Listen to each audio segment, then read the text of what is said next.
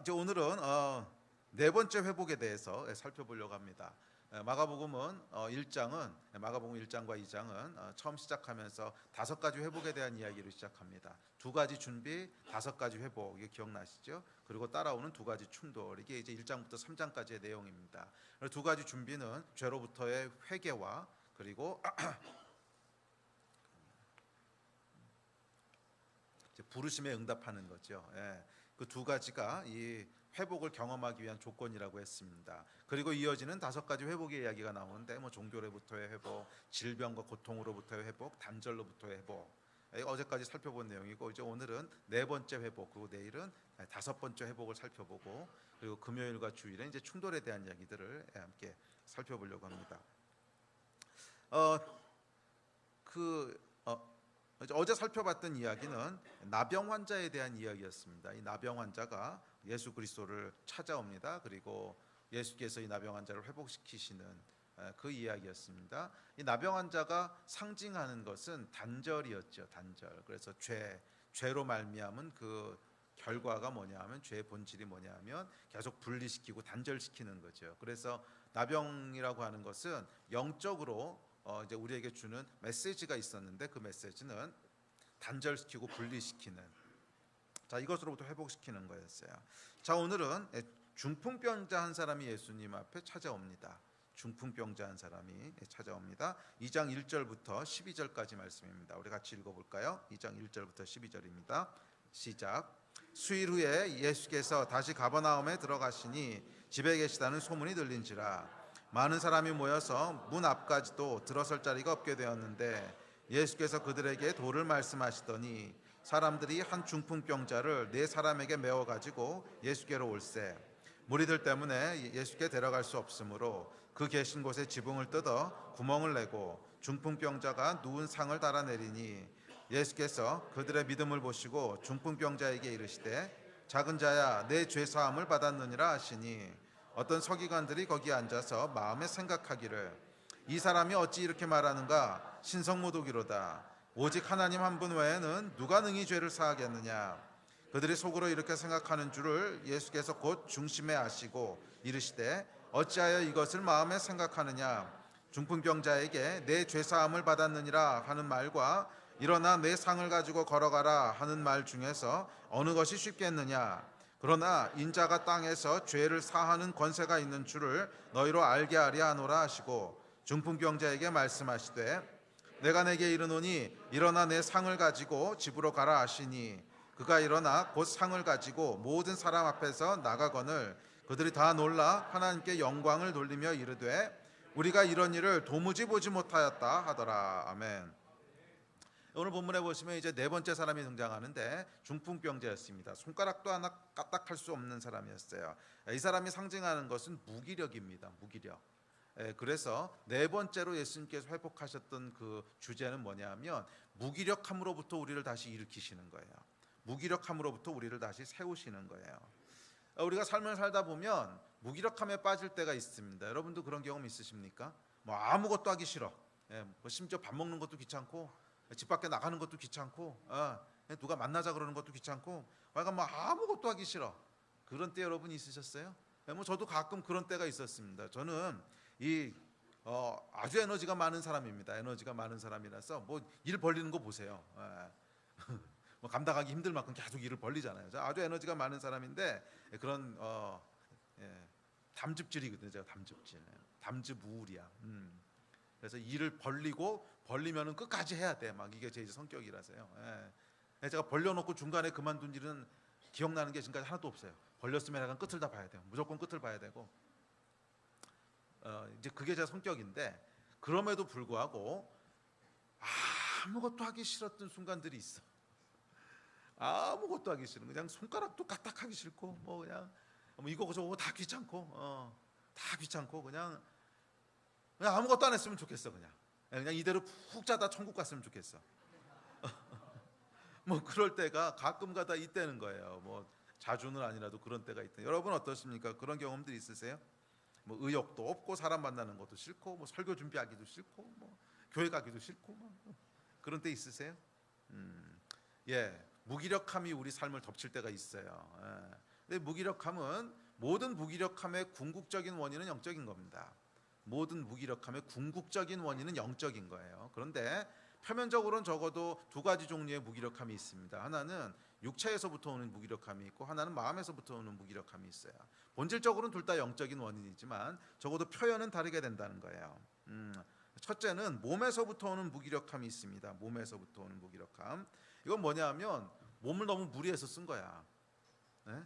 몸이라고 하는 것은 여러분 한계가 있단 말이에요. 우리 몸이 뭐 무한한 에너지를 갖고 있는 게 아니거든.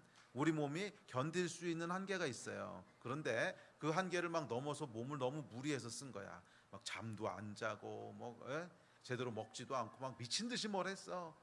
그러면 당연히 그 다음에 뭐가 와요? 역풍을 맞습니다. 그 다음에 무기력함이 옵니다. 자, 이것은 마음에서 오는 무기력함이 아니고 그냥 몸에서 오는 무기력함입니다. 그런데 실제로 우리가 겪고 있는 무기력함 중에 꽤 많은 것들이 몸에서부터 옵니다. 꽤 많은 것들이 몸에서부터 와요. 자, 이런 경우는 여러분 다른 방법이 없습니다. 그냥 쉬어야 돼요. 왜냐하면 그게 하나님이 창조하신 원리야. 우리 몸은 여러분 쉬지 않고 그냥 무리해서 막 일하는데 계속 지치지 않고 일할 수 있다. 이렇게 지음받지 않았거든. 우리는 몸을 가진 존재로 지음받았고 몸의 원리들이 있습니다. 그래서 이 몸을요 우리가 할 수 있는 것보다 더 많이 뭔가를 막 해가지고서 학대하잖아. 몸을 막 어비우즈 하잖아요. 오용을 하게 되면요 뭐 결국 이제 몸이 더 이상 움직이기를 싫어합니다. 몸이 반응하는 거예요. 이제 움직이기 싫어해요. 뭐 그럴 경우에는 쉬어야 됩니다. 그래야 회복이 됩니다. 그 몸에서 오는 무기력함을 다 그냥 영적인 거로 해석을 해서 더 많이 기도를 하고 더 많이 예배를 하고 그러면 회복이 아니라 완전히 뻗어버립니다. 몸에서 온 무기력함은요 더 많은 기도를 해서 해결할 수 있는 게 아니야. 그건 이제 기도가 부족해서 오는 무기력함이 아니라 몸이 무리를 했기 때문에 오는 무기력함이거든요. 그래서 그것이 병에서 오는 것이 아니라면 병에서 오는 것도 우리가 있지요. 뭐 간이 안 좋아진다든지 뭐 문제가 생기면 병에서 오는 무기력함이 있는데 그건 뭐 건강 검진을 해봐야 되는 거고 병에서 오는 게 아닌데 그냥 몸이 너무 지쳐서 무기력하다 그러면 더 많은 기도, 뭐 더 많은 예배 이런 거 소용 없습니다. 그렇게 해봐야 역효과만 있습니다. 더 많이 지치고요, 더 많이 나가 떨어지고 나중에는 기도도 하기 싫어. 나중에는 뭐 기도 소리만 들어도 막 화가 나고 막 이래. 이 경우는 어떻게 해야 되는 거예요? 쉬어야 돼요. 그냥 쉬어야 돼요. 몸을 잘 관리하는 것도 영성입니다. 그렇죠? 그런데 문제는 뭐냐면 쉴 수가 없다는 게 문제야. 누가 쉬면 되는 거 모르나? 쉴 수가 없다는 게 문제야. 뭐 저도 그렇고 집사람도 그렇고요. 요즘 오는 사인들이 있습니다. 좀 쉬어야 될 때라고 하는 마음들이 조금씩 와요. 이거 좀 무리했구나. 이제 무리해가지고 이렇게 더 가면은 안 될 것 같아. 이런 마음들이 있는데 내가 집사람 볼 때마다 그럽니다. 좀 쉬어. 그렇게 하다 큰일 나. 쉬어.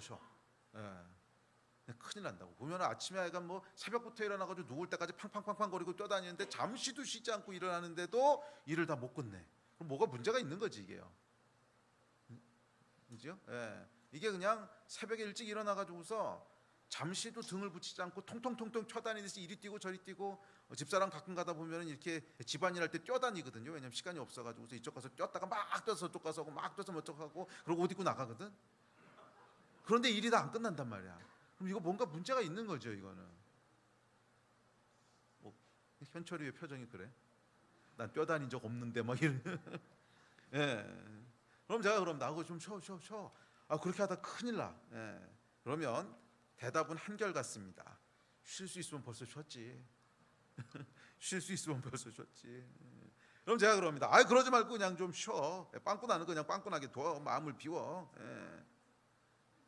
근데 참 재밌는 건 뭐냐면 집사람도 저한테 똑같이 얘기를 해요. 당신 좀 쉬어. 그러다 큰일 나. 큰일 나. 그러면요 제가 또 똑같이 대답해요. 쉴 수 있으면 벌써 쉬었지. 일을 좀 줄여. 그런다고 그러면 줄일 수 있으면 벌써 줄였지. 뭐 안 줄여지는 걸 어떡하란 말이야. 똑같은 얘기를 하고 있어요. 앉아가지고 똑같은 얘기를 하고 있는데 주여. 이게 보니까요 이게 몸에 무리가 오는 경우는 물론 어떤 특별한 때 특별한 사정이 있어서 그럴 수도 있어요. 예. 예를 들어 뭐 이사를 해야 된다든지 일이 겹친다든지 뭐 그럴 때도 있는데, 많은 경우 보니까요, 특수한 상황 때문에 몸에 무리가 오는 것이 아니고 몸을 그렇게까지 몰아붙여야 되는 마음에 조금 문제가 있는 거야. 예? 저도 그렇고 집사람도 그렇고 뭔가 마음에 조금 문제가 있어. 예. 그리고 또 하나, 예, 그렇게까지 역할을 계속 요구하고 기대하는 공동체에도 문제가 있는 거야. 그 생각 안 해봤어요? 예. 목사하고 사모가 뭐 하는지 잘 몰라요? 그러니까 진짜 뛰어다녀야 되거든. 통통통 뛰어다니는데 하루 종일 뛰어다니는데 일이 안 끝나. 예. 뒤에 교장 선생님이시거든. 근데 더 놀라운 건 뭔지 알아? 교장 월급도 안 줘. 공짜야 그냥. 그럼 이거 뭐야 도대체? 그럼 월급이라도 좀 주든지 그러면. 예? 월급이라도 줘서 집안일이라도 두고 딴 사람한테 좀 하게 하든지. 뭐. 월급도 안 줘. 뭐 어쩔 수 없어요. 이사장이 전데 뭐 월급 안 주는 게 누구야? 뭐 할 수 없는데, 뭐 월급 안 주는 범인이 여기 있으니까 뭐 할 수 없지. 근데 하여간 이게 단순히 어떤 상황의 문제는 아니에요. 단순한 상황의 문제는 아니고 분명히 마음의 어떤 문제고, 또 하나는 아까 얘기했듯이 진지한 얘기입니다. 공동체의 문제예요. 그 조직의 문제란 말이야. 예. 가정 공동체의 문제일 수도 있고, 또 교회에서 만약 그렇다면 교회 공동체의 문제일 수도 있고, 회사나 조직에서 그렇다면 그 회사의 문제일 수도 있고, 그렇죠. 뭐 개인이 아무리 하고 싶다 그래도 회사에서 뭐 그렇게 못하게 몰아붙이면 뭐 할 수 없는 거 아니야.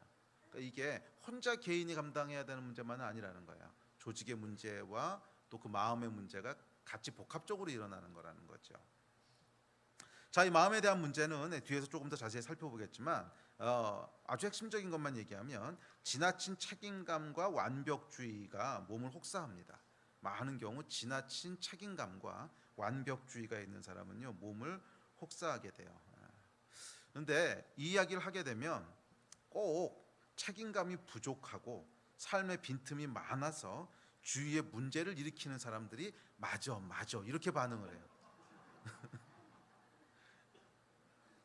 그리고 진짜로 쉬어야 될 사람들은 그래서 어쩌라고, 다른 방법이 없잖아, 이렇게 반응을 해요. 주여. 그래서 성경이 뭐라 그랬는가? 들을 귀 있는 자만 들으라 그랬어요. 아무나 듣지 말고. 아무나 듣지 말고. 예. 자, 여러분은 어떤 카테고리입니까? 지나친 책임감과 완벽주의 때문에 자기 몸을 학대하는 스타일입니까? 아니면 사방이 허점이라서 주변 사람들에게 피해를 주는 스타일입니까? 이 두 번째 스타일이라면 오늘 이 앞부분 설교는 듣지 마요. 이거 들어봐야 뭐 해당되는 사항 없어. 이건 여러분이 이제 무기력증이 오는 게 아니고 여러분 주위 사람들이 무기력증이 와요. 응? 하도 빵꾸가 나니까 그것 때문에 스트레스 받고 그 도와주다가 주변 사람들이 무기력증이 온다고. 그런 사람들은 들을 필요 없어요. 그건 이따가 뒷부분부터 들어요. 예? 자, 몸에 무리가 오는 스타일은 첫 번째 종류 카테고리가 있다는 거예요. 지나친 책임감과 지나친 완벽주의가 있어가지고서 쉬지 못하는 사람들이 있어요. 쉬지 못하는 사람, 들을 귀 있는 사람만 들으십시오. 그래서 몸이 혹사당하는 사람. 만약 여러분이 그런 종류의 사람이라면, 그래서 몸이 혹사당하고 있다면, 그래서 몸에 무기력증을 가끔씩 경험한다면 꼭 하셔야 될 일이 있습니다. 꼭 하셔야 될 일이죠. 이것은 더 많은 기도 가지고 해결되는 문제가 아니에요. 더 많은 기도 가지고 절대로 해결되지 않아요. 그때는 뭘 하셔야 되냐면 의지적으로 삶의 빈틈을 만드셔야 돼요. 진짜 자기 부인일 거야. 책임감과 완벽주의가 강한 사람이 의지적으로 삶의 빈틈을 만들려면, 원래 빈틈이 많은 사람들은 이거 더 안 만드셔도 돼요. 원래 빈틈이 많은데 이거 또 만들었다가는요, 집단적으로 무기력증에 빠질 수 있습니다. 그 주변이 다 같이 무너져 버릴 수 있으니까 이런 분들은 들으시면 안 돼요. 그런데 하여간 이 첫 번째 카테고리에 드시는 분들을 의지적으로 삶의 빈틈을 만드셔야 돼요. 모든 것을 완벽하게 컨트롤해야 된다는 생각을 내려놓고 의지적으로 빈틈을 만들어야 됩니다. 이 빈틈은 어쩌면 무책임해 보일 수도 있습니다. 그런데 이 빈틈이야말로 하나님께서 역사하실 공간이라고 하는 걸 믿어야 돼요. 기억하십시오. 완벽하게 일을 처리하는 것은 사람의 최선을 만들어내지만 의지적인 빈틈은 하나님의 최선을 만들어냅니다. 그래서 그 지나친 책임감과 지나친 완벽주의 때문에 쉬지 못하고 쉼을 누리지 못하는 그런 성격의 분들이 계시다면 반드시 여러분들 의지적으로 빈틈을 만드셔야 돼요. 그리고 그 빈틈을 뭐라고 믿어야 되는 거야? 하나님이 역사하시는 공간이라고 믿어야 되는 거예요. 그 빈틈이 하나님이 역사하시는 공간이라고 믿으셔야 되는 거예요. 아멘. 물론 책임감과 완벽주의가 좋은 동기에서 발휘될 수도 있습니다. 하나님과 교회 공동체를 완벽하게 섬기겠다는 그런 사랑과 헌신의 동기로 움직일 수 있어요. 그러나 동시에 기억해야 될 것은 자기 자신의 몸을 돌보는 것 역시 하나님의 교회를 섬기는 일이라는 거예요. 우리 몸의 주인은 내가 아니라는 거야. 내 몸은 하나님 거라는 거야. 하나님께서 나에게 맡기신 거라는 거야. 그래서 이것을 잘 돌보는 것 역시 하나님의 굉장히 중요한 일이라고 하는 것을 우리가 믿음으로 취해야 돼요. 그래서 자기 몸을 저희 집사람이 저를 보고 막 웃고 있어요. 당신 몸이나 잘 돌봐 막 이런 거죠. 내가 설교하면서도 오늘 굉장히 찔렸어. 자기 부인을 해야 되는. 자, 근데 어쨌거나 우리 자신의 몸을 학대하는 것을 하나님 기뻐하지 않으십니다. 우리 몸은 내 것이 아니라 하나님 거예요. 하나님 거예요.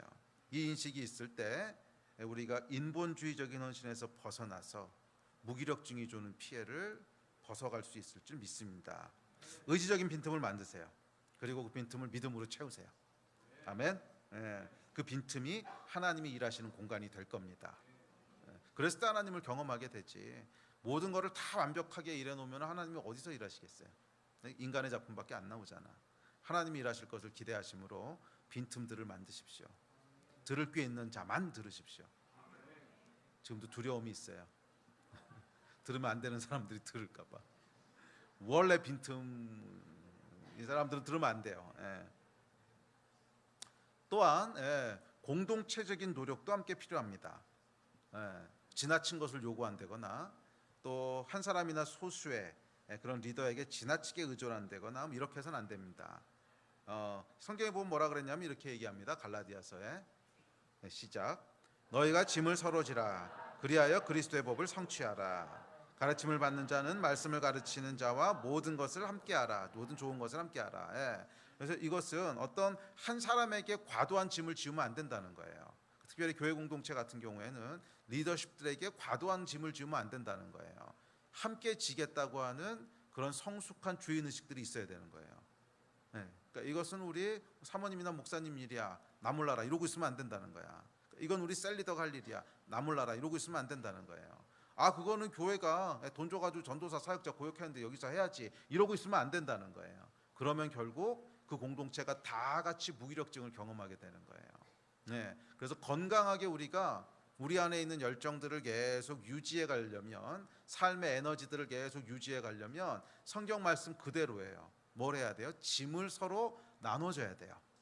한 사람에게 과도한 짐을 지우면 안 되고 짐을 서로 나눠줘야 돼요. 그런데 짐을 나눠주려면 그만한 성숙함이 있어야 돼요. 보통 보면 마음은 있는데 짐을 나눠주지 못하는 이유가 뭐냐면 성숙함이 없는 거야. 그래서 어떻게 해야 짐을 나눠줄 수 있는지를 못 봐. 또 나눠주려고 해도 준비가 안 돼 있기 때문에 나눠질 수가 없어. 이게 이제 보통 겪게 되는 교회나 조직에서 겪게 되는 어려움이지요. 그래서 여러분 이 공동체가 무기력증을 함께 극복하면서 나가려면 결국 중요한 게 뭐냐면 성숙함이에요. 짐을 함께 나눠줄 수 있는 성숙함으로 계속 나가셔야 돼요. 계속 어린아이처럼 보채고 있으면 안 돼요. 계속 얻어먹을 생각만 하고 있으면 안 돼요. 교회는 짐을 함께 나눠지는 곳이에요. 아멘. 교회는 어떤 사람이 계속 떠먹여주고 다른 사람은 계속 그냥 떠먹임을 당하는 곳이 아니라 함께 이 일들을 짐을 지고 가는 곳이에요.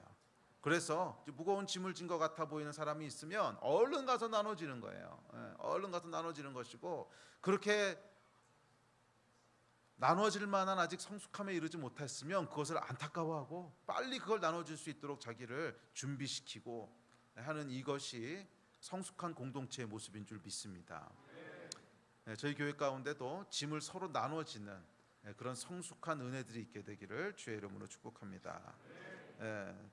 그래서 결국 이 교회 같은 경우에는 특별히 이제 사역자들이나 리더십들에게 일이 집중되는 경우가 참 많습니다. 일이 집중되는 경우가 참 많아요. 그래서 이 교회 생일을 잘 모르시는 분들은 야, 목사는 참 좋겠다, 일주일 내내 놀다가 주일날 설교 한번 하면 월급을 받네, 이렇게 생각하시는데, 궁금하신 분들은 목사의 삶을 일주일 동안 밀착 취재해 보십시오. 뭐 이건 정말 사람이 할 만한 일이 아닙니다, 사실. 진짜 해보니까 뭐 좋고 은혜되는 것도 있는데, 그냥 직업으로만 생각한다면요, 극한 직업이야. 직업으로만 생각한다면 진짜 극한 직업이야. 뭐 저녁에 퇴근이 있나, 그렇다고 주말이 있나, 그렇잖아요. 그냥 일주일 내내 통통거리면서 뛰어다니고, 이제 그래도 일들을 다 못 끝내는 뭐 이런 거거든. 그래서 여러분들이 그 교회에서 교회를 섬기고 있는 사역자들에 대해서 배려를 해주셔야 돼요. 그러니까 이걸 배려해주지 않으면 거기가 금방 무기력증에 빠져들 수 있어요. 그럼 교회 전체가 함께 무기력해지는 거예요. 그래서 아까 갈라디아서에서 뭐라 그랬어요? 가르침을 받는 자는 말씀을 가르치는 자와 모든 좋은 것을 함께하라 그랬죠. 모든 좋은 것을 함께하라. 그것을 여러분들이 함께 짐을 져주시고 함께 배려해 주셔야 돼요. 그리고 또 교회에서 일하는 사람들은 사역자들은 뭐가 있냐면 웬만해서는 힘든다는 얘기는 할 수가 없어. 웬만해서는 힘들다는 얘기는 할 수가 없어요. 또 힘들다는 얘기 하려고 그러다 보면 또 직장에서 일하시는 분들이라고 안 힘든가? 거기도 뭐 아침부터 그냥 일찍 나가서 그 험한 세상에서 여기 치고 저기 치고 뭐 그거 다 끝나고 밤에 와서 또 예배드리고 그러는데 어떻게 우리가 힘든다는 얘기는 하냐? 이러고 웬만하면 참고 넘어가자고 넘어가는데 이게요, 축적이 돼요.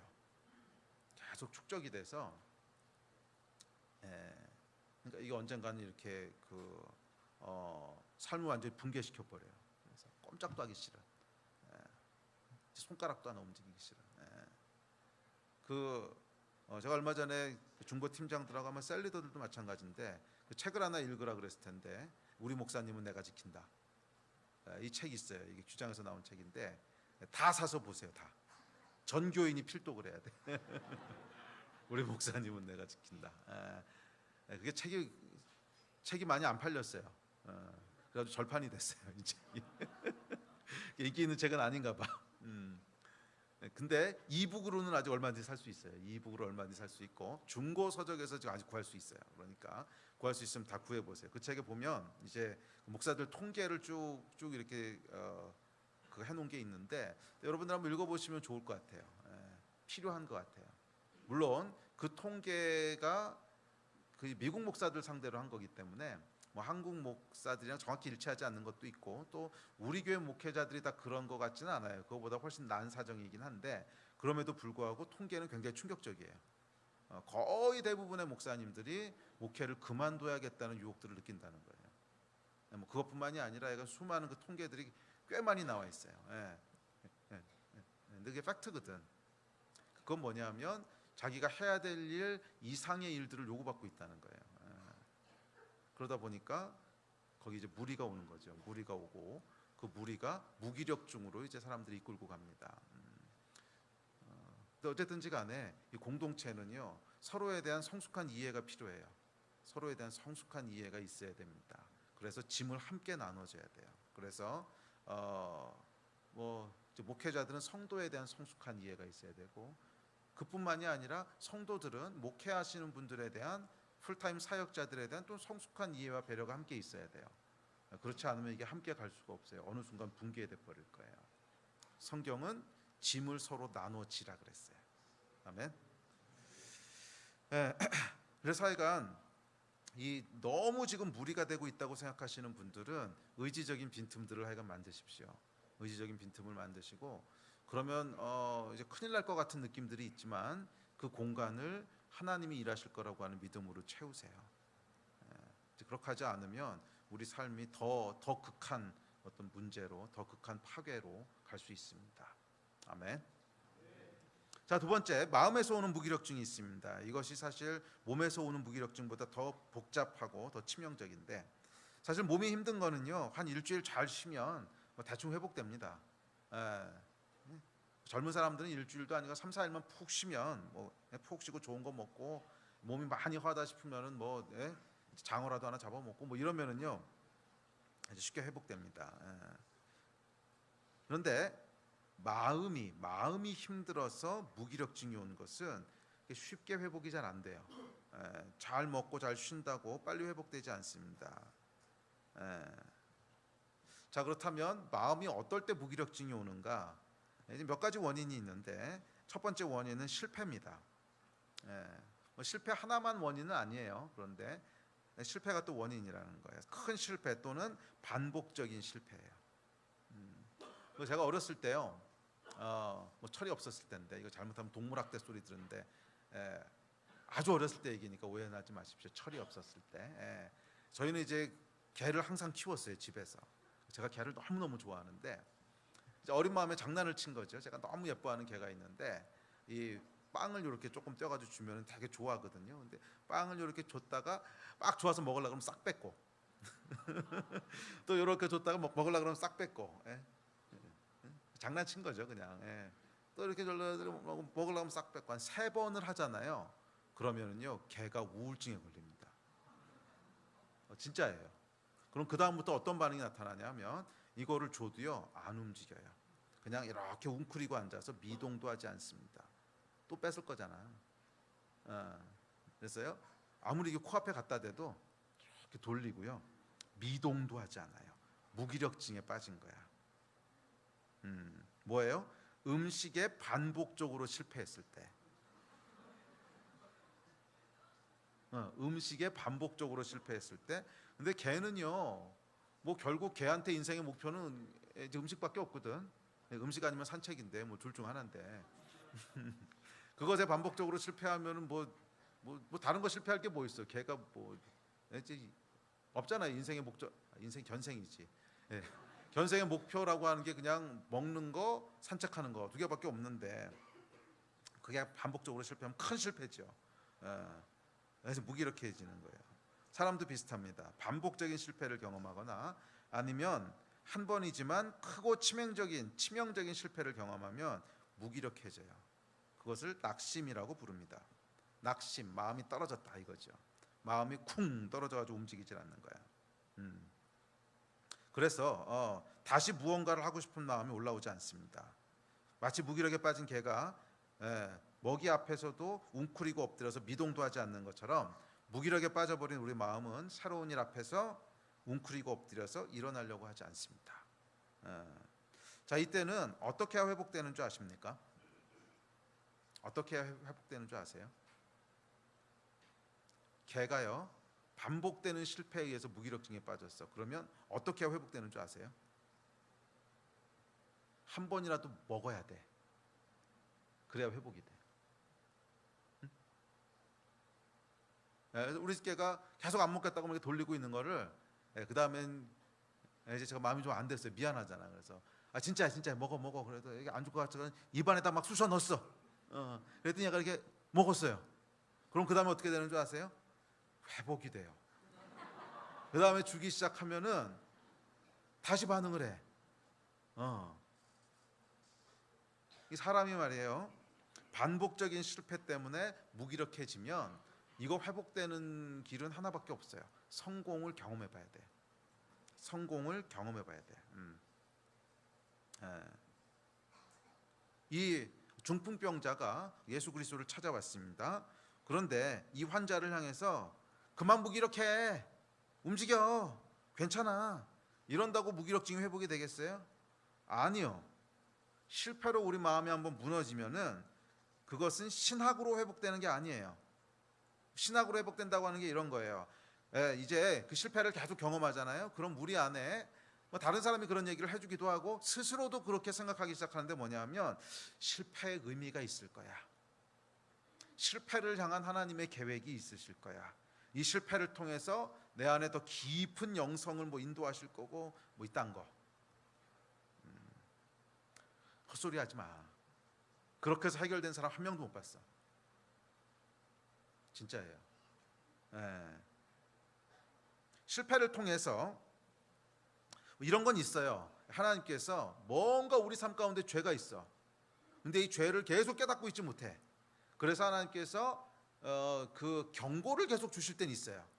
경고를 계속 주실 때는 있는데, 그때는 우리가 빨리 우리의 이 죄에 대해서 하나님 경고하시는구나, 그리고 회개하고 돌이켜야 되는 거지.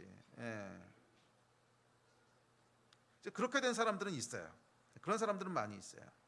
실패는 자신을 돌아보게 하는 소중한 거울입니다. 그런데 실패 자체만 가지고 봤을 때, 계속 실패가 반복되는데 그 실패 자체에 대한 의미를 계속 자기가 찾아, 실패에 대한 의미를 계속 찾아. 보통 많은 경우에 여러분, 그런 죄 문제 때문에 하나님께서 경고하실 때는요, 깊게 묵상할 필요가 없어. 대부분 조금 지나면 알아. 조금 지나면 알아. 처음에 한두 번은 몰라도요, 조금 지나가다 보면 아이고, 이거 하나님이 지금 말씀하시는구나. 영적으로 깨인 사람은 금방 알아. 그런데 그런 거 말고 실패가 계속 반복되니까 스스로 계속 뭔가를 찾아. 이 실패가 왜 올까를 정당화시키려고 계속 찾아. 그래서 뭐 이것 때문일까요? 저것 때문일까요? 어떻게 될까요? 저떻게 될까요? 맞아, 실패를 통해서 하나님께서 실패 속에서도 흔들리지 않는 믿음을 주시는구나. 이렇게 회복된 경우는 미안하지만 제가 본 적이 없어요. 이건 진짜 본 적이 없어요. 이렇게 회복된 적은. 죄에 대해서 하나님이 시그널을 주셔서 그 시그널을 회개하고 돌아오면서 회복되는 경우는 많이 봤는데, 그게 아니고 그 실패의 의미를 찾으려고 막 깊게 파고 또 파고 또 파고, 그래서 막 그 깊은 영성을 실패를 통해서 갖게 되고, 이런 건 본 적이 없다고. 회복은 언제 일어나냐면 그 죄 때문에 실패가 올 수 있어요. 그러면 그 죄 문제를 깨닫고 돌이킨 후에 하나님께서 다시 성공을 경험하게 하실 때, 그때 회복이 되더라고. 아시겠습니까? 꼭 똑같은 일이 아니라도 작은 것이라도 결국 하나님께서 사인을 주시는 거예요. 네 인생은 계속 실패하는 인생이 아니고 결국 하나님께서 네 인생을 다시 일으켜 세우실 거고 회복되게 할 거야. 이 사인을 경험하게 될 때 거기서부터 회복이 일어나는 거지. 이해가 됐어요? 내가 실패했던 영역을 똑같이 성공을 경험한다는 뜻은 아니에요. 어찌됐든지 간에 하나님께서 어떤 것인지 간에, 아무리 크든지 작든지 간에 네 인생은 계속 실패만 경험하는 인생이 아니고 결국 하나님께서 네 인생을 이렇게 세우실 것이고 성공하게 하실 것이고, 이것을 작은 거라도 경험하게 됐을 때 비로소 뭐가 일어나는 거예요? 회복이 일어나는 거예요. 그때 비로소 우리 마음이 다시 움직이기 시작하는 거야. 아멘. 이 개가요, 여러분, 이 음식에 실패해서 무기력한 개는 아무리 설득해도 회복이 안 돼. 음식을 한 번이라도 줘서 먹어봐야 돼. 그래야 그 다음에 회복이 되는 거지. 그 전까지는 회복이 되지 않는다고. 죄송합니다, 사람을 개한테 비유해서. 그럼에도 불구하고 하여간 비슷한 진리들이 있습니다. 복잡한 신학이나 복잡한 철학으로 스스로를 설득하고 스스로를 위로하고 그런다고 해서 마음의 회복이 일어나는 것이 아니라는 거예요. 마음의 회복은 하나님께서 우리 삶 가운데 행하시는 하나님의 역사.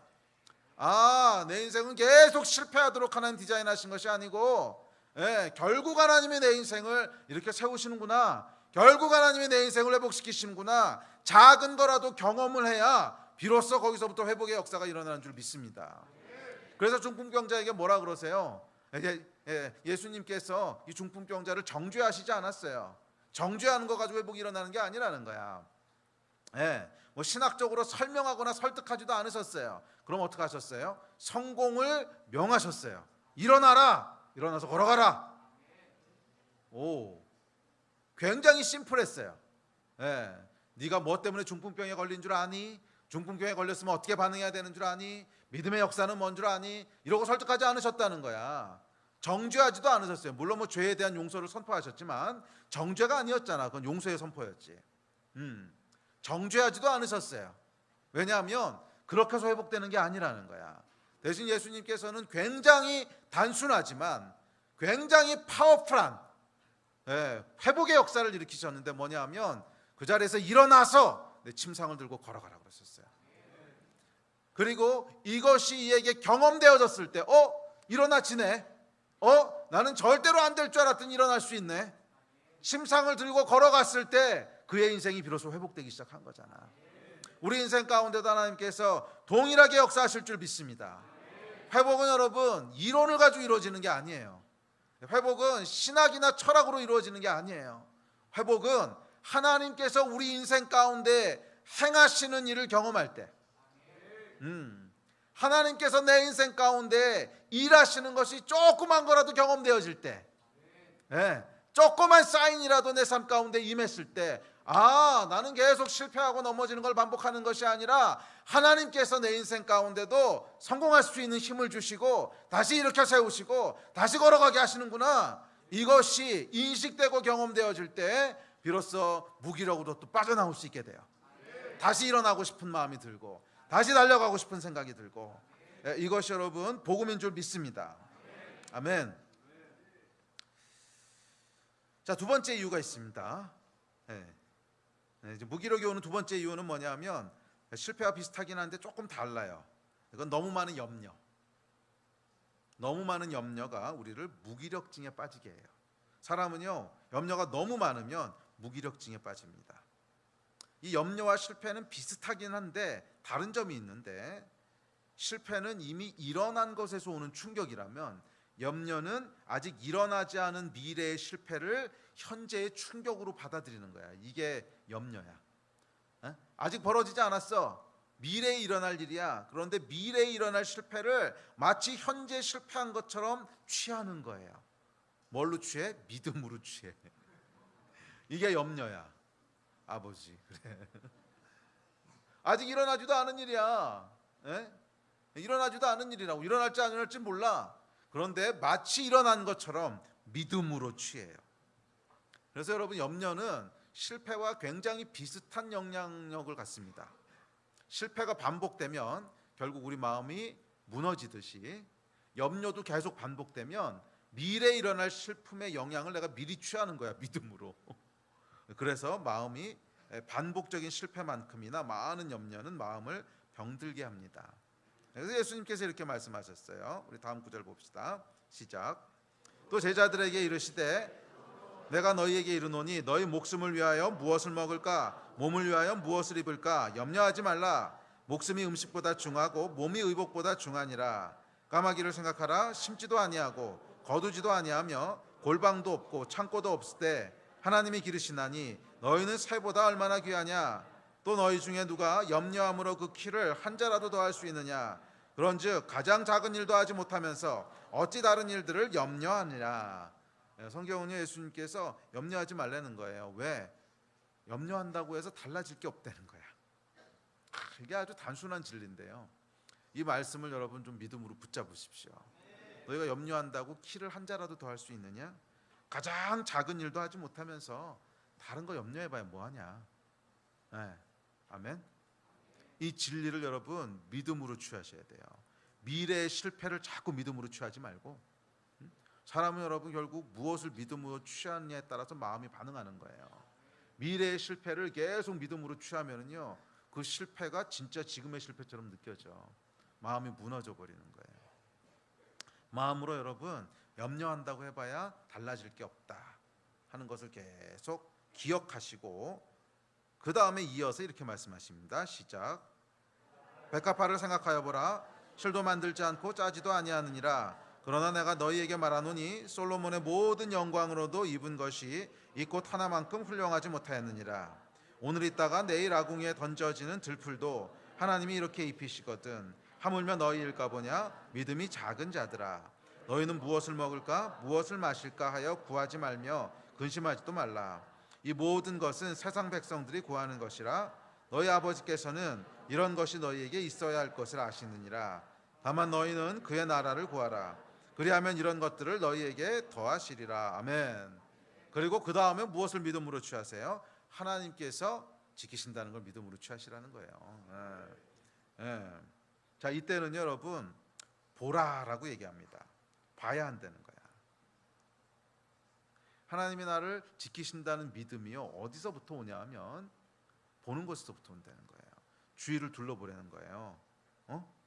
들풀도 보고, 까마귀도 보고 보라는 거야. 어떻게 하나님이 지키시는가. 이 염려를 극복하는 길 중에 하나는 보는 거예요. 우리 주변에서 일어나고 있는, 특별히 내 삶 가운데 하나님이 행하신 은혜의 일들, 지금까지 하나님이 나를 어떻게 지켜오셨는지, 지금까지 위기 가운데 어떻게 건지셨는지, 이 사람은요 너무 쉽게 잊어버려. 예. 분명히 작년 연말에 멋있게 간증해놓고 올해 연초에 시험 들어가지고 넘어져. 이게 사람이거든. 계속 보라는 거예요. 무엇을? 하나님이 행하신 일들을. 미래에 일어날 걱정 붙잡고 살지 말고 이미 하나님이 내 인생 가운데 행하신 일들을 붙잡으세요. 예. 어떻게 여러분 이 자리까지 오게 되셨습니까?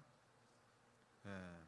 그 인생의 수많은 위기들과 수많은 고난들과 그 수많은 순간들 가운데 하나님이 여러분을 어떻게 인도하셨습니까? 어떻게 건지셨습니까? 어떻게 살리셨습니까? 어떻게 돕는 손길들을 보내셨습니까? 있잖아요. 하나님 행하신 일들이. 없으세요? 있잖아. 이거를 다시 보라는 거예요. 다시 보라는 거예요. 어떻게 하나님이 나를 지키시는지, 어떻게 하나님이 나를 이끄시는지를 보라는 거예요. 그럼 지금까지 나를 지키셨던 하나님의 은혜가 앞으로도 나를 지키시겠구나. 할렐루야. 이것이 우리를 염려로부터 벗어나게 하고 무기력에 빠지지 않도록 지켜줄 것입니다. 자, 마지막 세 번째, 또다시 무기력을 느끼는 또 다른 경우는 한계를 느낄 때예요. 한계를 느낄 때. 할 수 있는 건 다 했다고 생각했는데 안 돼. 내 능력이 여기까지야? 더 이상 할 수 있는 게 없다고 느껴져. 이럴 때 무기력이 엄습합니다. 이 대표적인 경우가 누구냐면 엘리야죠. 엘리야. 우리 열왕기상 19장에 나오는 엘리야 이야기를 잠깐 읽어봅시다. 시작. 아합이 엘리야가 행한 모든 일과 그가 어떻게 모든 선지자를 칼로 죽였는지를 이세벨에게 말하니 이세벨이 사신을 엘리야에게 보내어 이르되 내가 내일 이맘때에는 반드시 내 생명을 저 사람들 중 한 사람의 생명과 같게 하리라. 그렇게 하지 아니하면 신들이 내게 벌 위에 벌을 내림이 마땅하니라 한지라. 그가 이 형편을 보고 일어나 자기의 생명을 위해 도망하여 유다에 속한 브엘세바에 이르러 자기의 사환을 그곳에 머물게 하고 자기 자신은 광야로 들어가 하루길쯤 가서 한 로뎀나무 아래에 앉아서 자기가 죽기를 원하여 이르되 여호와여 넉넉하오니 지금 내 생명을 거두시옵소서. 나는 내 조상들보다 낫지 못하니이다 하고 로뎀나무 아래에 누워 자더니. 이거 여러분 정확히 지금까지 우리가 얘기했던 그 현상이지요. 손가락도 까딱하기 싫은 거야. 더 이상 아무것도 하기 싫은 거야.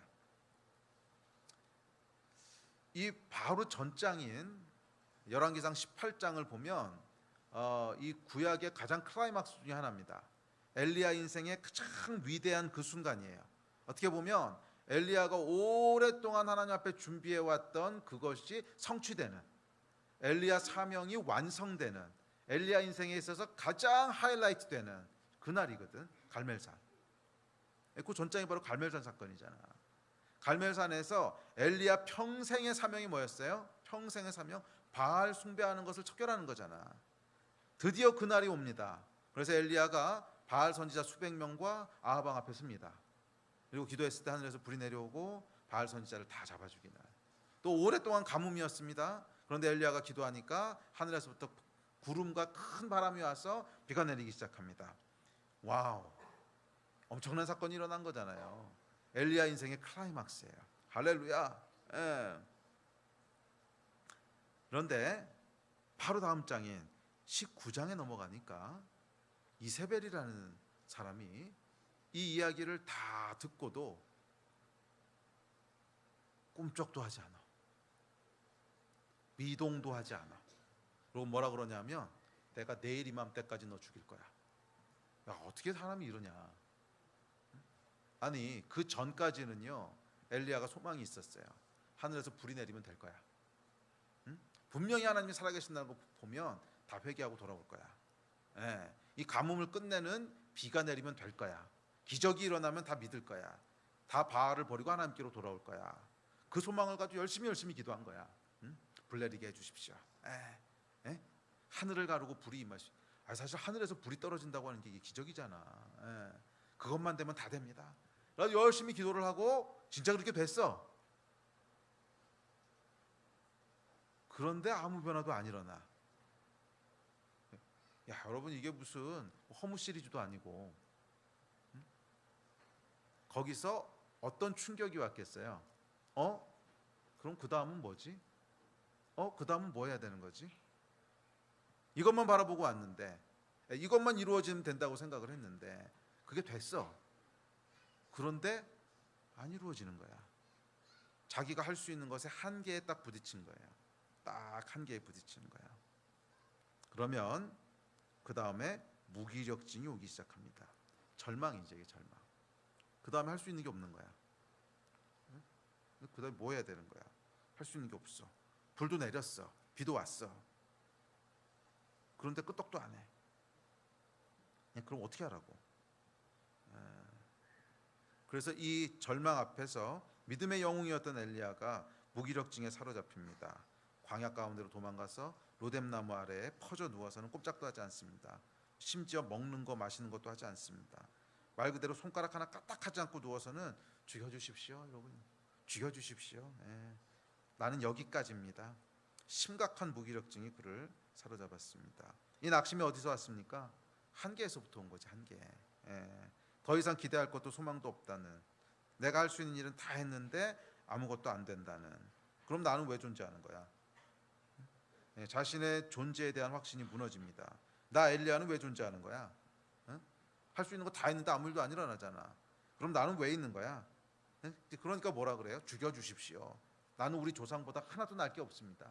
그러니까 나는 존재해야 될 이유가 없습니다, 이 뜻이지요. 죽여주십시오. 나는 존재할 필요가 없습니다. 엘리야의 무기력증입니다. 우리는 또 많은 경우에 이 세 번째 이유는 우리 능력의 한계 앞에서 낙심합니다. 무기력해지고 마음이 작동을 멈춥니다. 내 역할은 여기까지인가 보다. 낙심과 절망이 찾아옵니다. 더 이상 나는 필요 없는 존재라고 하는 것처럼 그렇게 느껴지고 위축됩니다.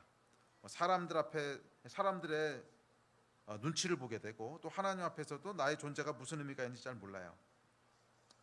이런 증상들이 언제 많이 나타나냐면 남자들의 경우는 은퇴했을 때 존재의 의미가 확 그냥 죽는 거야. 나는 왜 존재하는 거지?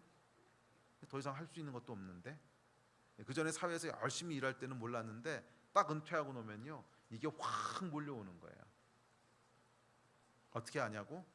그냥 배워서 알아요. 저도 경험해 본 건 아닌데 우리 선배 목사님들 얘기 들어보니까 그렇더라고. 딱 은퇴하면요 그 다음 날 아무 데도 갈 데가 없다는 거야. 그래서 사모님하고 둘이 딱 밥상을 앞에다 차려놓고 그렇게 서럽게 울었다고. 이상하더래요. 이게 그러니까 남자들 같은 경우 은퇴했을 때 또는 직장에서 해고됐을 때 뭐 이랬을 때 이제 이 엘리야의 충격이 와요. 나는 뭐지? 내 능력의 한계가 절감되고 막 절망이 오고 존재감에 막 위기가 느껴지고 나는 뭐하러 있는 거지? 뭐 이런. 또 자매들 같은 경우에는 언제 이런 걸 느끼냐면 뭐 자매들도 남자들이랑 비슷하긴 한데 자매들은 유산했을 때 또 이런 느낌들을 많이 받아요. 참 제가 별거 다 알죠. 근데 이게 사실이에요. 자매들은 유산을 하거나 그러면 비슷한 느낌들이 와요. 또 결혼한 자매들 같은 경우에는 남편이 외도를 했을 때 그때도 또 비슷한 느낌이 와요. 대부분 남자도 마찬가지긴 한데 이때는 이제 그 자기의 어떤 한계가 막 이렇게 인식되면서 절망이 오고 존재감이 이제 흔들리기 시작하고 내가 왜 있는 거지? 내 존재는 뭐지? 막 이런 의문 가운데 무기력함이 이어지게 됩니다. 그래서 나를 죽여주십시오, 이 반응이 나오는 거예요. 자, 이 무기력함이 어떻게 회복될 수 있습니까? 이 말씀을 보면 두 단계에 걸쳐서 하나님께서 엘리야를 회복시키시는데 첫 번째는 엘리야의 육체를 돌보십니다. 이거 참 흥미로워요. 5절 6절 보면 이렇게 얘기합니다. 시작. 로뎀나무 아래 누워 자더니 천사가 그를 어루만지며 그에게 이르되 일어나서 먹으라 하는지라. 본즉 머리맡에 숯불에 구운 떡과 한 병 물이 있더라. 이에 먹고 마시고 다시 누웠더니 어루만지고 먹이십니다. 이 엘리야는 여러분 마음뿐만 아니라 육체도 탈진해 있었기 때문에 그래요. 여러분 사람이 복합적인 원인을 가지고 보통 무기력증에 빠져들게 되는데 순서가 참 중요합니다. 순서가 참 중요해요. 먼저 몸을 회복시켜야 돼요. 네. 먼저 영역 회복이 먼저 오는 게 아니에요. 네. 그래서 우리가 보통 선교사들이 이제 안식년을 나오잖아요. 그럼 교회도 이런 것들을 좀 도와줘야 되는데, 선교사들이 안식년에 딱 나오면 영혼 육이 다 피폐돼 있지. 그럼 보통 영적인 회복이 와야 된다고 막 좋은 집회 막 이런, 예? 완전히 선교사는 죽어요. 그러면 먼저 해야 될 게 뭐냐면 육을 회복시켜 줘야 돼요. 그래서 선교사가 나오잖아요. 그러면 3개월 동안은 아무것도 안 시켜요. 보통 아무것도 안 시키고 그냥 놀아라. 아무 부담 없이 쉬고, 그 다음에 잘 먹여요. 예, 돼지고기. 왜? 선교지엔 돼지고기가 없잖아. 대부분 무슬림 지역에서는 닭만 먹잖아. 근데 또 눈치 없는 성도들이 닭을 사줘. 이 하나교회에서는 이런 테러 범을 없애야 됩니다. 이거 선교사가 나왔는데 닭을 대접한다. 이거는요 있을 수 없는 얘기야. 매일 닭만 먹다 나온 사람한테 없거든 다른 음식이. 예? 중동 이슬람권은 닭만 먹고 사는 데입니다. 고기가. 예. 뭐 소고기하고 양고기가 있긴 하지만 비싸서 잘 못 먹어요. 예? 이제 양고기는 좀 비싸고 소고기는요 진짜 맛이 없어요. 소를 어떻게 그렇게 맛이 없게 하는지. 예. 그래서 주구창창 닭만 먹고 살거든. 만만한 게 닭이라서. 그런데 나왔는데 성도들이 닭도리탕 맛있게 하는 데 있어요. 그러면은 뭐 선교사가 이제 아유 뭐 안 먹어요 이럴 수는 없고, 그래 갑시다. 그래서 맛있게 먹는 척하지만 속은 울지. 딴 얘기했네. 선교사가 나오면 뭘 사줘야 돼요? 그렇지, 돼지고기를 사줘야지. 뭘 사줘야 돼요? 돼지고기. 아니면 소고기. 그렇지, 그런 걸 사줘야지. 어디 닭고기를 감히. 얘기가 샜네. 자, 근데 참 흥미로운 게 몸을 먼저 회복시키신다는 거예요. 우리 회복에는 이 순서가 참 중요합니다. 우리 몸이요 완전히 탈진돼 있을 때 마음과 영이 절대로 제대로 작동할 수가 없어요. 뭐 아무리 기도 많이 하고 뭐 어쩌고 해도 몸이 탈진돼 있으면 워킹하지 않아요. 몸이 탈진돼 있는데 기도 더 해봐, 뭐 이게 될 리가 없어. 그래서 성경에도 보면 하나님께서 엘리야를 회복시키실 때 먼저 뭘 하셨어요? 육체를 돌보세요. 자는 거 어루만져 주시고, 근데 뭐래요? 먹이시고 쉬게 하시고. 이 순서가 참 중요합니다. 자, 근데 이 육체의 회복은 뭐 심각한 병이 아니라면 그렇게 오래 걸리지는 않아요. 그냥 뭐 젊은 사람 한 일주일, 선교사가 오래 지치고 왔다고 하더라도 한 2, 3개월, 뭐 그러면 이제 몸은 어느 정도 회복이 됩니다. 자, 그리고 하나님께서 호렙산으로 엘리야를 부르십니다. 우리 다음 구절 읽어봅시다. 시작. 여호와께서 이르시되 너는 나가서 여호와 앞에서 산에 서라 하시더니 여호와께서 지나가시는데 여호와 앞에 크고 강한 바람이 산을 가르고 바위를 부수나 바람 가운데에 여호와께서 계시지 아니하며 바람 후에 지진이 있으나 지진 가운데에도 여호와께서 계시지 아니하며 또 지진 후에 불이 있으나 불 가운데도 여호와께서 계시지 아니하더니 불 위에 세미한 소리가 있는지라. 자, 그리고는요 하나님을 대면합니다. 엘리야가 하나님을 대면해요. 중풍병자가 예수 앞에 나오듯이 엘리야도 하나님 앞에 나갑니다. 그리고 그것에서 하나님을 대면합니다. 마음의 회복은요 다른 길 없어요. 몸의 회복도 굉장히 심플하죠. 잘 먹고 잘 쉬는 거. 마음의 회복도 생각보다 심플해요. 마음의 회복은 하나님 앞에 나가야 돼요. 이게 너무 정답 같지만 몸의 회복은 잘 먹고 잘 쉬어야 돼. 이건 정답 아니야? 그것도 정답이지. 마음의 회복도 복잡하지 않아요. 마음의 회복이 여러분 복잡하지 않아요. 마음의 회복은 하나님을 대면해야 돼요. 하나님을 대면해야 돼요. 그런데 대면했을 때 하나님께서 뭐라고 말씀하시냐면 그 사람의 무기력증에 딱 맞는 말씀들을 하세요. 아까도 얘기했지만 반복되는 실패.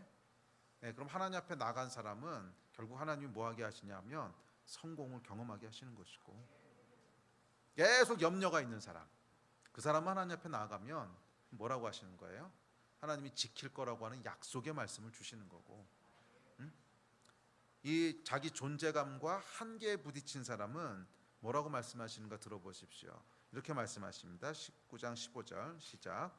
여호와께서 그에게 이르시되 너는 내 길을 돌이켜 광화를 통하여 다메섹에 가서 이르거든 하사엘에게 기름을 부어 아람의 왕이 되게 하고 너는 또 님시의 아들 예후에게 기름을 부어 이스라엘의 왕이 되게 하고 또 아벨무올라 사밧의 아들 엘리사에게 기름을 부어 너를 대신하여 선지자가 되게 하라. 하사엘의 칼을 피하는 자를 예후가 죽일 것이요 예후의 칼을 피하는 자를 엘리사가 죽이리라. 여러분 무슨 말씀을 하시는 거냐면 엘리야에게 새로운 사명과 비전을 주시는 거예요. 엘리야가 지금 무엇 때문에 넘어져 있는 거예요? 자기가 할 수 있는 게 없다는 것 때문에 넘어진 거잖아. 내가 할 수 있는 거 다 해봤는데 아무 변화도 일어나지 않았어. 내 인생은 그냥 여기까지야. 나는 하나님 앞에 더 이상 쓰임 받을 것도 없고 더 이상 할 수 있는 돈도 없고 능력도 없고 은퇴했고 뭐했고 자격도 없고 모두 실패했고 계속 그러고 있는데 하나님께서 뭐라 그러시는 거예요? 아니라는 거야. 너는 존재해야 될 이유가 있고 아직도 나는 네 인생을 붙잡고 있고 아직도 나는 너를 통해서 하고 싶은 일이 있고 나는 아직도 네 인생을 통해서 보고 싶은 일이 있어. 너는 하사엘에게 가서 기름을 부어서 왕으로 세우고 예후에게 가서 기름을 부어서 왕으로 세우고 엘리사에게 가서 기름을 부어서 선지자로 세워. 네 인생은 여기서 끝난 게 아니야.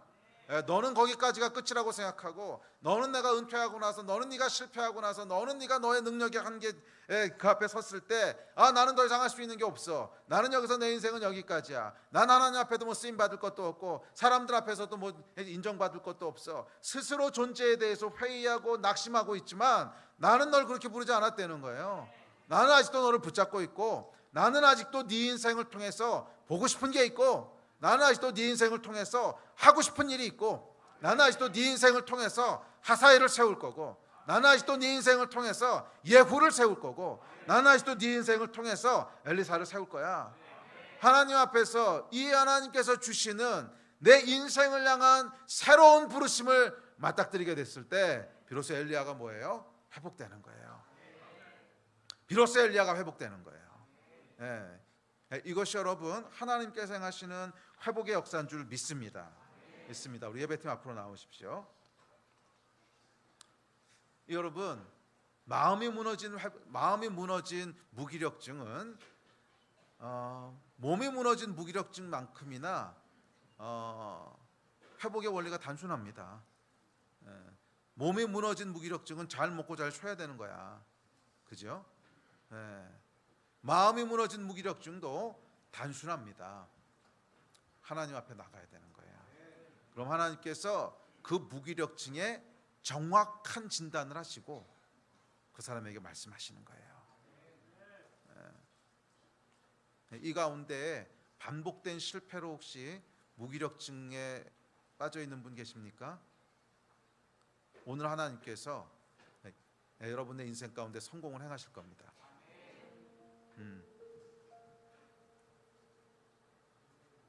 머지않은 시기에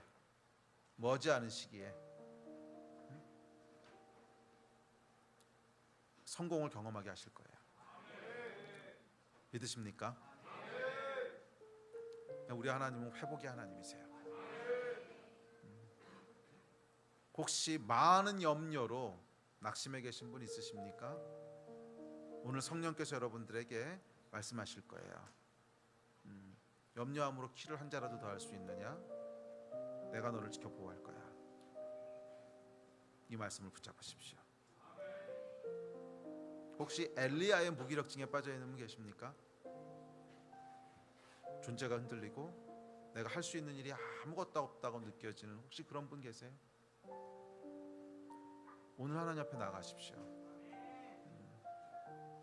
오늘 예수 앞에 나왔던 중풍병자, 할 수 있는 일이 하나도 없는 사람이었어요. 사회적인 역할 전혀 찾아볼 수 없는 사람이었어요. 민폐만 끼치고 있는 사람이었지. 사회활동을 할 수 있는 것도 아니야. 가정에서 가장 노릇을 할 수 있는 것도 아니야. 주변에서 도와주는 사람이 없으면 아무것도 할 수 없는, 심지어 예수 앞에도 나올 수 없는, 대소변도 스스로 가릴 수 없는, 그 안에 여러분 마음이 얼마나 무너져 있을까 한번 생각해 보세요. 마음이 얼마나 무너져 있을까 생각해 보세요. 정말 죽을 수 있는 길이 있으면 죽고 싶지 않았겠어요? 그런데 예수 앞에 나왔을 때 예수께서 그를 다시 일으켜 세우셨어요. 마음이 무너져 버린 엘리야를 향해서 네 인생은 아직 끝난 거 아니야. 네 인생은 아직 끝난 거 아니야. 또 네 인생에 이막이 있을 거야. 실제로 여러분, 엘리야 사역의 이막이 시작되는 거거든. 그 전까지가 갈멜산까지가 1막이었어요. 바알 숭배와 싸우는, 바알 선지자들과 싸우는. 그 싸움이 끝났을 때 엘리야는 자기의 모든 일이 다 끝났다고 생각했어요. 그것도 실패로. 아합도 이세벨도 전혀 변하지 않았거든. 그런데 놀랍게도 하나님께서는 엘리야에게 인생의 이막에 대한 얘기를 하시고 실제로 여세요.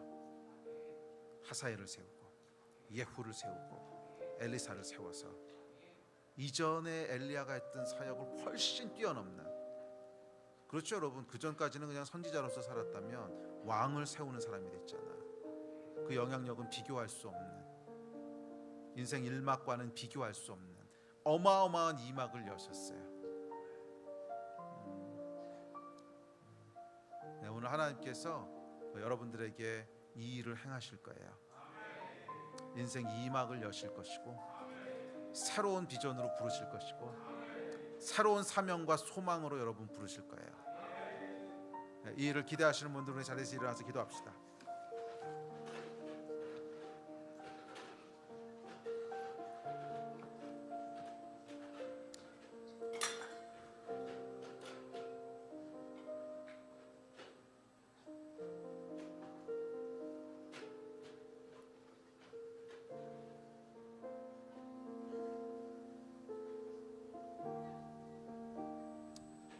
예수 앞에 나오는 자들은 다 회복됐습니다. 예수 앞에 나오는 자들은 다 회복됐어요. 성령께서 오늘 그 앞으로 당신의 백성들을 초청하세요.